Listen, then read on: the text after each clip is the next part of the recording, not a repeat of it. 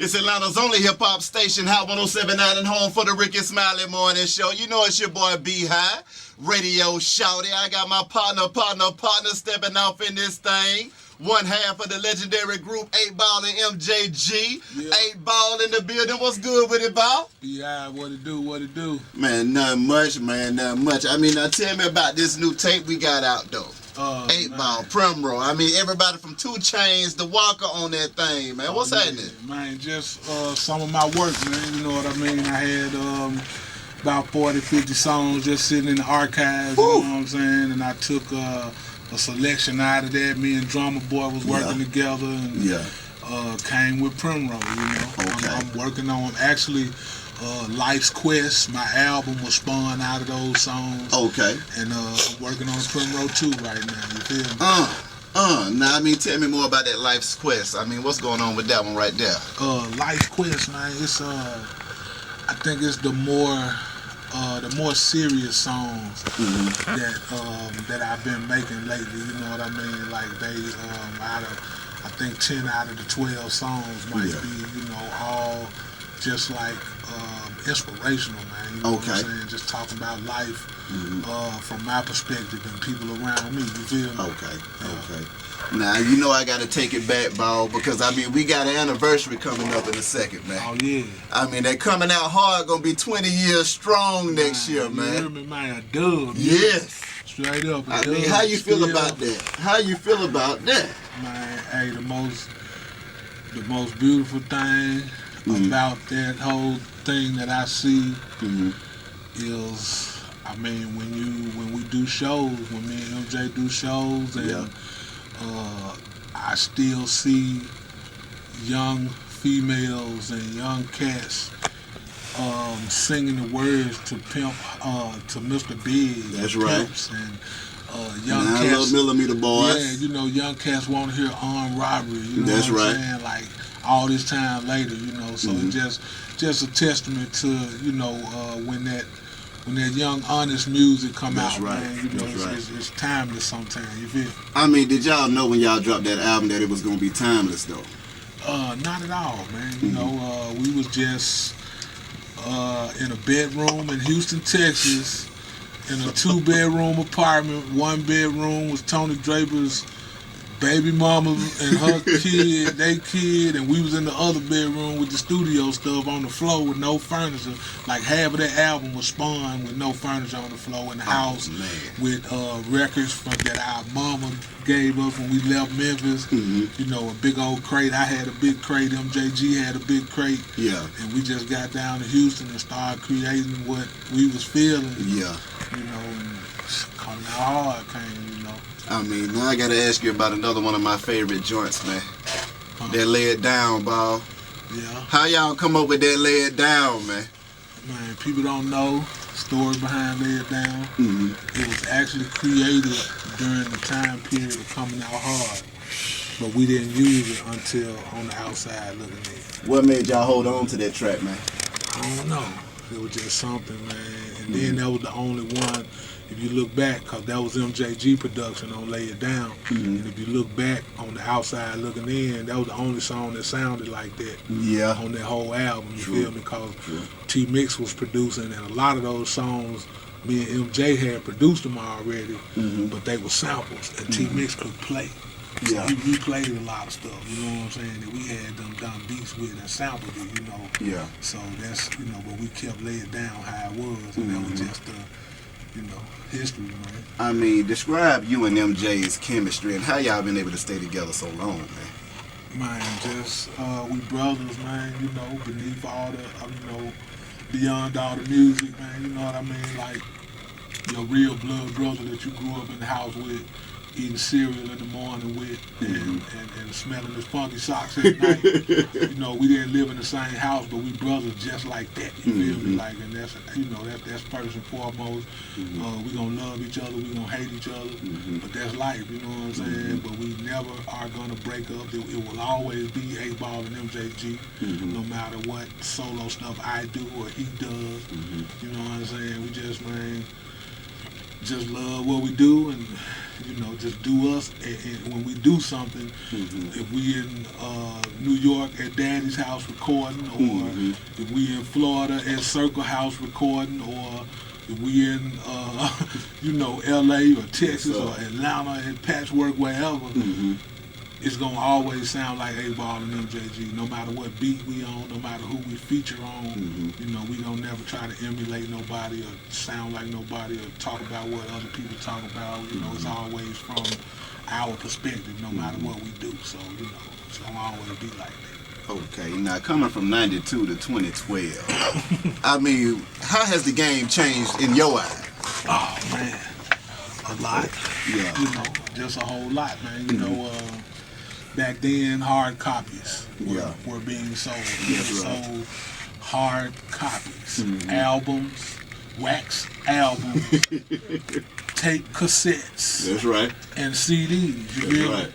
And you know, now it's all internet. It's all hype. You know, a lot of people are more famous than their record sales would. If you went by numbers, a lot of times you wouldn't think a lot of people would be as popular as they are. But it's you know, it's almost like a popularity contest more than you know, how your music sounds or what you're rapping about or your subject content. You know what I'm saying? And then it's a good thing and a bad thing. It's, you know, it's a bad thing for lyrical cats like me. True. Because you know, you have to do it that much better, I think.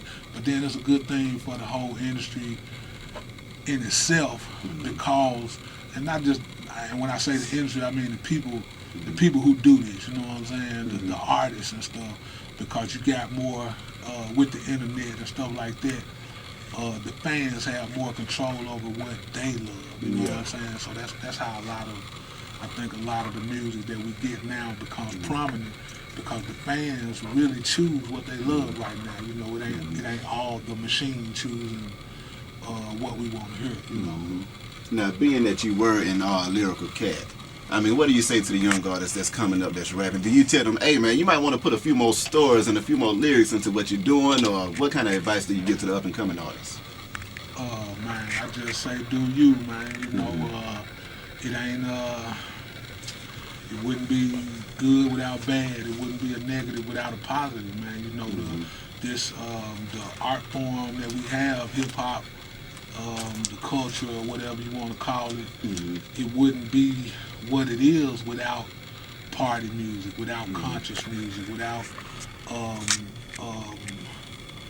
you know, cultural music, without people that take chances. You know, hip hop wouldn't be what it would be without the Outkast or the Commons or the Kanye West and the Drakes and the Futures and you know what I mean, like you know, the Jay-Z's to the Snoops. You know what I'm saying? Like, they're the same but they different. You know what I'm saying? And it wouldn't be what it would be without all of that. You know, all of that is necessary. Okay. And what cats are you looking at right now that you say, you know, I listen to this guy, I'm feeling him? Man, yo, I don't really listen to a lot of rap or hip hop right now in my life. You know what I'm saying? I really never have. When I was younger, I was a big fan of, you know, a lot of hip hop, and I still am a fan. And I love what, you know, I love what I love. But as far as my personal listening, you know, I'm listening to Marvin and Al and stuff like that, man. You know what I'm saying? But I mean, I got, you know, I love what Kanye do. Future and Rocco, I love that song they got. You know what I'm saying? Just stuff, different stuff. You know, Big Crit, I love what he do. You know what I'm saying?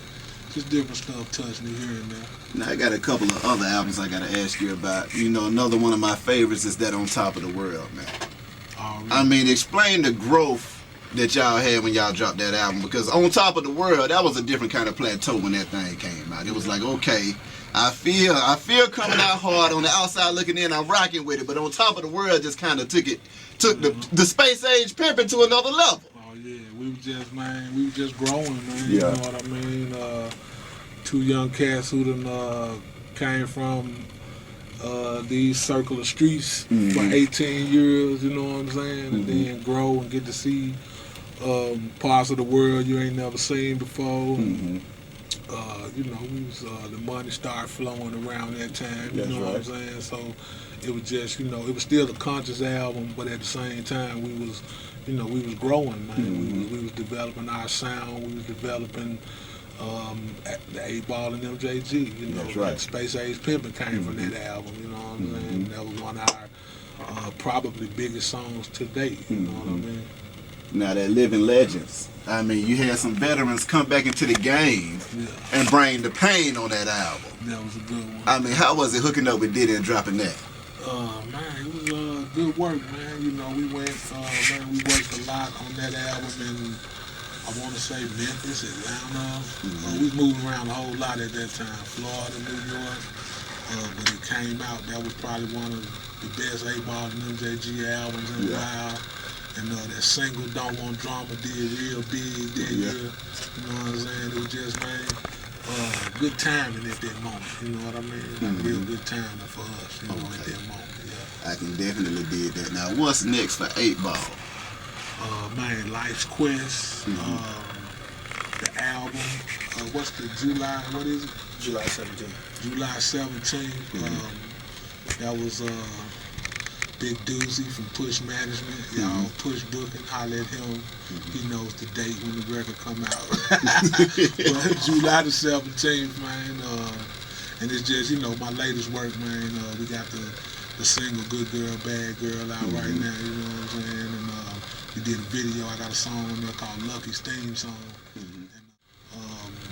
And Primrose, the mixtape. Tika Boo dropped on the 19th, and 8-Ball and MJG Timeless coming later this year. That's the album Timeless.